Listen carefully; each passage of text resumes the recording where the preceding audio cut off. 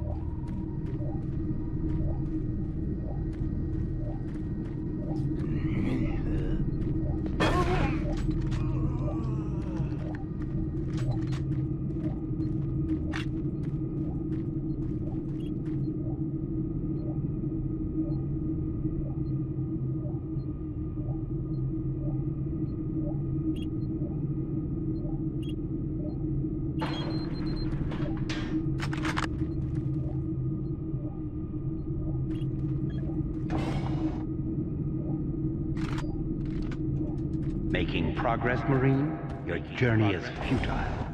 You will die, and your soul will be mine.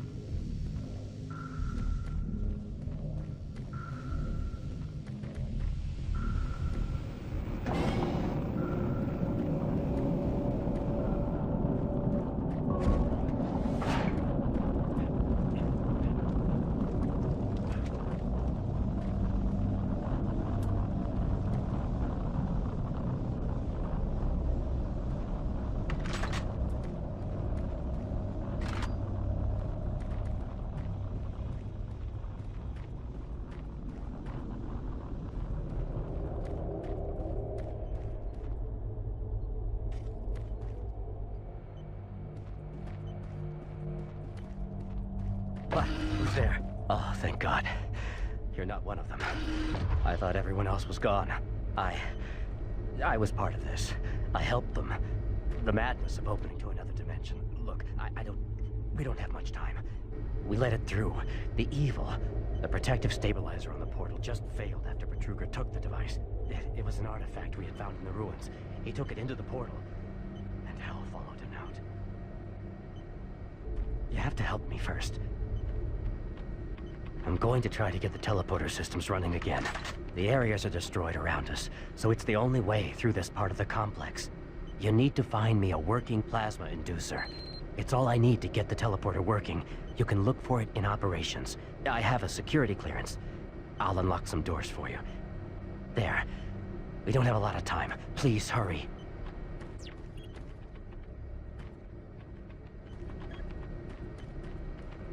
Don't have much time. Get that plasma inducer, quickly. Time is running out. Find the inducer and get back here, quickly. I'm gonna stay here and work on the computer some more.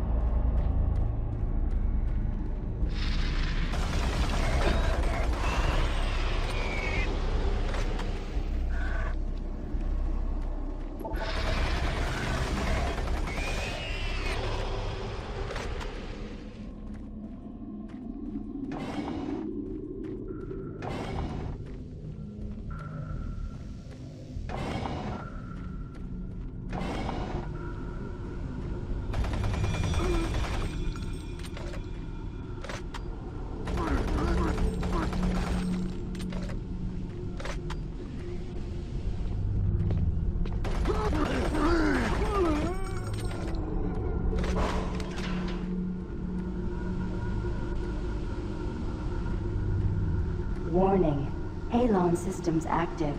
Access denied.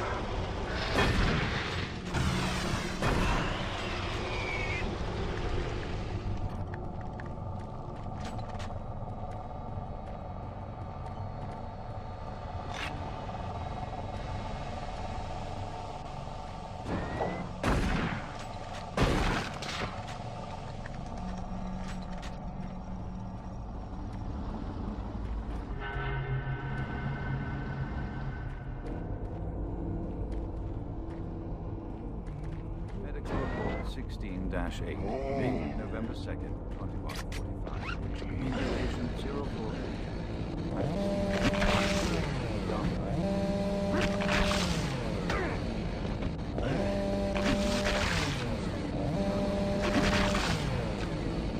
Unsuccessful. Initial psychiatric interviews suggested only mild psychosis with speech, motor activity, and thought processes within normal range. Paranoia being the only psychotic element directly evident. Reference interview G8A. Private Steve Jensen, October 18, 2145. UAC psychologist Dr. Hooper interviewing Steve Jensen, male, age 27. Steve, can you talk to me about the last few weeks, please? I don't want to talk. Well, I'm here to help you, Steve. I've tried talking. They think I'm crazy. You think I'm crazy. They, your colleagues, aren't doctors. Let me help you. Help? Nothing can help us. Prior sessions over a period of 72 hours reveal rapid deterioration of both physical and mental capacity, with behavior inconsistent with any known patterns. The patient was responsive for brief periods and had to be restrained during interviews. Reference interview H-3-2, Private Steve Jensen, October 21st, 2145. Tell me what you see, Steve. I don't want to see it anymore. I don't want to feel it. They'll be here soon, and then you'll see it. Can you talk about what you see?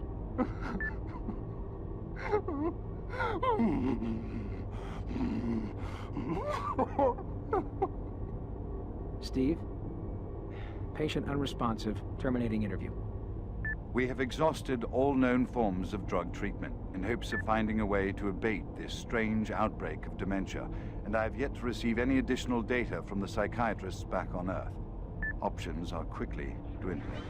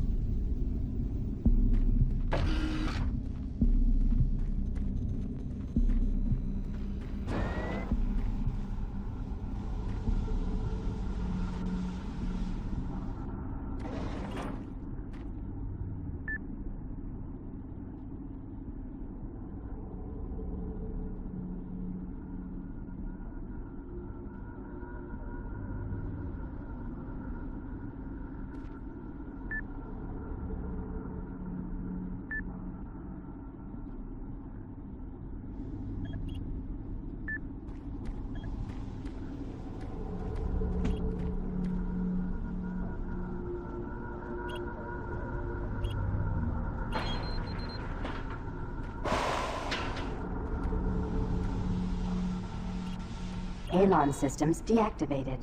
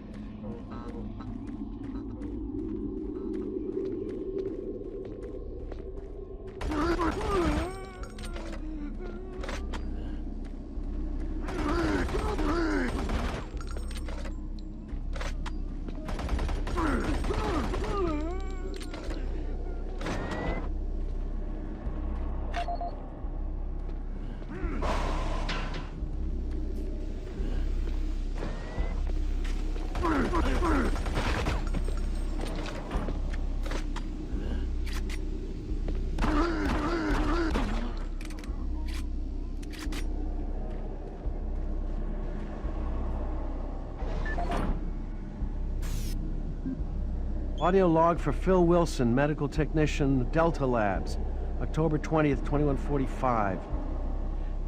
Today I witnessed the third test of the teleporter in the 3 weeks that I've been here. Volunteers are becoming harder and harder to come by, and it isn't difficult to see why. They all come back screaming like loons about demons, pools of blood. I mean, it's real fire and brimstone stuff. At first I wasn't paying much attention, just doing my job, but the last was Robert Clayton. Now, I met him my first day here. This guy chews up rocks and spits out gravel. He's tough as they come. Having to sedate him and drag his drooling body to the isolation room, it's really freaked me out. I'm gonna put in for a transfer as soon as I'm able.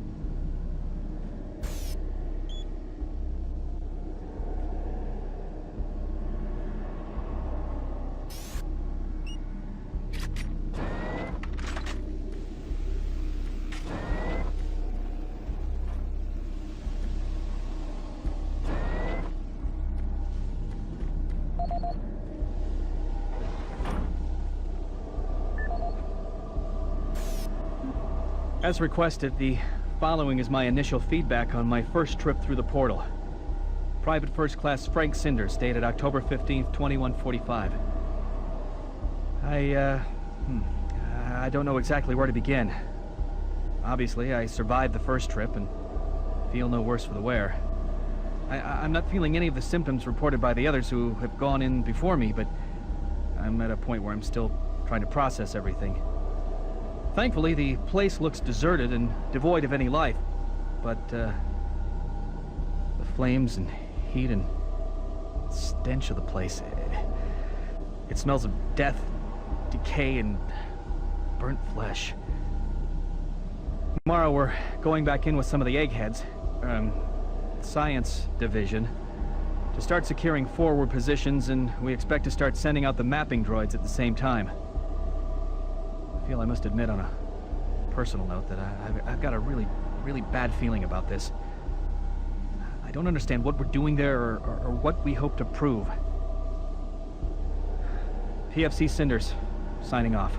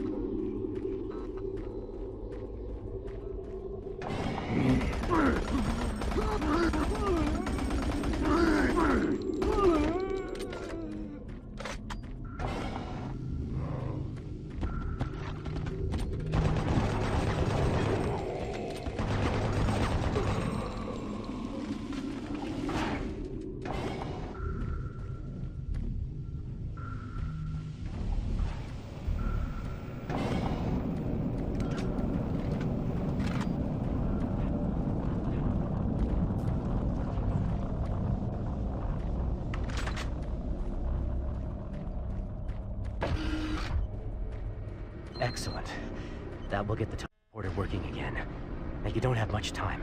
You're going to need to teleport across the containment chamber. It's the only way through this part of the complex. Head into the chamber and initiate the sequence on the machine. I'll take care of the rest. I'm not going with you. Good luck. But before you go, I want you to take something. It's a journal I made about the experiments. Those things. It's all there. It'll explain everything. Get it to someone so this never happens again.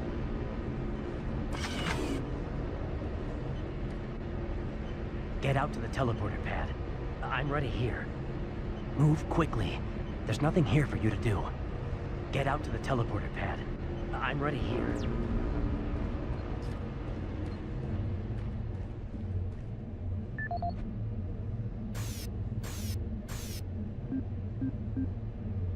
My name is Ian McCormick, and I'm a research specialist stationed on Mars, working for the UAC. My primary job is, or rather was, to assist Dr. Malcolm Betruger in a variety of experiments, though for the past year we've been focusing almost exclusively on teleportation. I don't know if I'll make it out of here alive, so I'm recording this video log to let someone know what happened, and with that knowledge, prevent it from happening again. Initially, the teleportation experiments were amazing. We were creating a new science, and the prospects of it changing our way of life were, well, they were outstanding. I was proud to be associated with such an amazing project and someone as talented as Dr. Betruger. We noticed early on, probably before we had completed maybe a dozen successful tests, that there was a variable delay during the teleportation. The objects are broken down at the quantum level, transported, and then reassembled. Each stage of the process should have been instantaneous, but it wasn't. And we didn't know why. We sent a video drone through and were shocked at the images it sent back. Just a few frames of video right before the drone came back through showed what appeared to be several sets of eyes looking directly at the probe. We had just found a living, breathing creature that was not human. But Truger immediately sent out a request for volunteers. He specifically wanted UAC security force members because he wanted to capture one of these creatures. I've made a lot of mistakes, but I am most ashamed of my involvement during the next phase. To get medical clearance to send human subjects through the device, I doctored up several of our reports to indicate that we had performed living tissue experiments. I did not regret it at the time, but a few days later, when our third test subject came back, he was chewing off his own fingers. It seemed he was clinically insane. We started sending teams in, about once every 2 days. The teams were reporting nightmarish experiences, and sightings of things that ultimately made us conclude that the other dimension was not just another dimension. It was hell, and the creatures we were bringing back, demons. And then Betruger, he went through the portal himself. I don't know what he was thinking. It was an unscheduled trip, and he just went, and we couldn't stop him.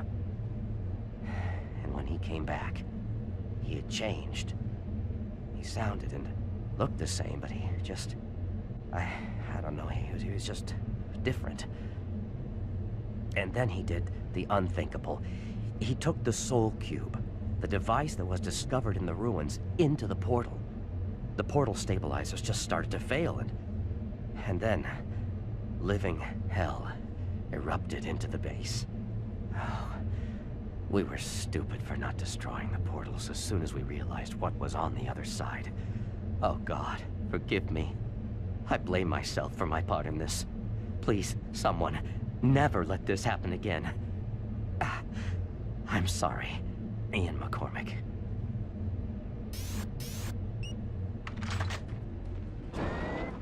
Decontamination process started. Decontamination complete. Have a nice day.